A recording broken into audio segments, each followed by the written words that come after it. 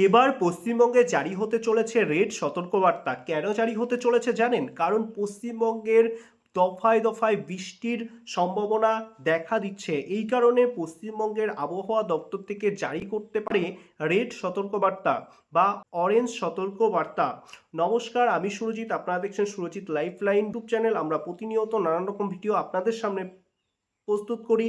ঠিক তেমনি আজকে পশ্চিমবঙ্গে জারি হতে পারে রেড সতর্কবার্তা এবং কয়েকদিন ধরে চলতে পারে এই বৃষ্টি আবহাওয়া। এই সব নিয়েই আমাদের আজকের ভিডিওটি আপনাদের সামনে তুলে ধরলাম। বৃষ্টি এবং বৃষ্টির সতর্কবার্তা নিয়ে যে কথা আপনাদের সামনে তুলে ধরলাম, বিস্তারিত জানতে আমাদের ভিডিওটি সম্পূর্ণ দেখুন।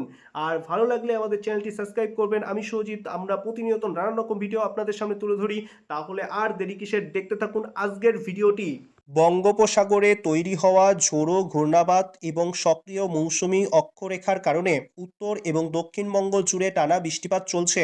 উত্তরবঙ্গের জেলাগুলিতে অতি ভারী বৃষ্টির কমলা এবং হলুদ সতর্কবার্তা জারি করা হয়েছে এবং নদীর তীরবর্তী বা নিচু এলাকায় বন্যা ও ধসের আশঙ্কা করা হচ্ছে। অন্যদিকে দক্ষিণবঙ্গে আগামী কয়েকদিন হালকা থেকে মাঝারি এবং ভারী বৃষ্টির পূর্বাভাস রয়েছে। পশ্চিমবঙ্গের সম্প্রতি আবহাওয়া এবং বন্যা পরিস্থিতির বিস্তারিত বিবরণ আপনাদের সামনে তুলে ধরলাম।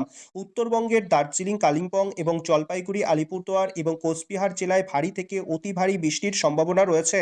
টানা বর্ষণের ফলে তিস্তা, জলঢাকা সহ অন্যান্য নদীর জলস্তর বাড়ছে এবং ডুয়ার্সের বেশ কিছু অঞ্চল বা এলাকা জলমগ্ন হওয়ার খবর পাওয়া গেছে। পাহাড়ি অঞ্চলগুলিতে ধস নামার সতর্কবার্তা দেওয়া হয়েছে এবং জারি হয়েছে জাতীয় সড়ক সহ বিভিন্ন সড়কে যান চলাচল ব্যাহত হচ্ছে।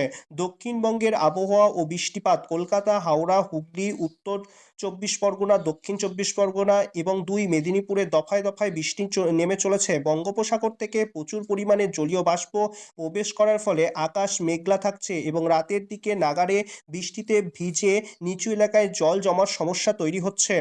সতর্কবার্তা এবং প্রশাসন। মৎস্যজীবীর সতর্কবার্তা। উপকূলবর্তী এলাকায় সমুদ্র উত্তাল থাকায় মৎস্যজীবীদের সমুদ্রে যেতে নিষেধ করা হচ্ছে। দুর্যোগ মোকাবিলা দল। পর্যটক এবং স্থানীয় সুরক্ষার জন্য বিপর্যয় মোকাবিলা দল তৈরি করা হয়েছে। আবহাওয়া দপ্তরের তথ্য অনুযায়ী দুর্যোগপূর্ণ আবহাওয়া আরও কয়েকদিন স্থায়ী হতে পারে। উত্তর এবং দক্ষিণবঙ্গের জেলায় সঠিক অবস্থা, ভারী বৃষ্টির সতর্কতা এবং জেলাভিত্তিক আপডেট পেতে আমাদের সুরজিৎ লাইফলাইন ইউটিউব চ্যানেলটি সাবস্ক্রাইব করে পাশে থাকবেন এবং যখনই নতুন কোনো আপডেট আসবে তখনই আমরা আপনাদের সামনে তুলে ধরবো। ভিডিওটি ভালো লাগলে অবশ্যই ভিডিওটিতে লাইক করবেন এবং পাশে থাকা বেল আইকনটি প্রেস করবেন ও সাবস্ক্রাইব করবেন।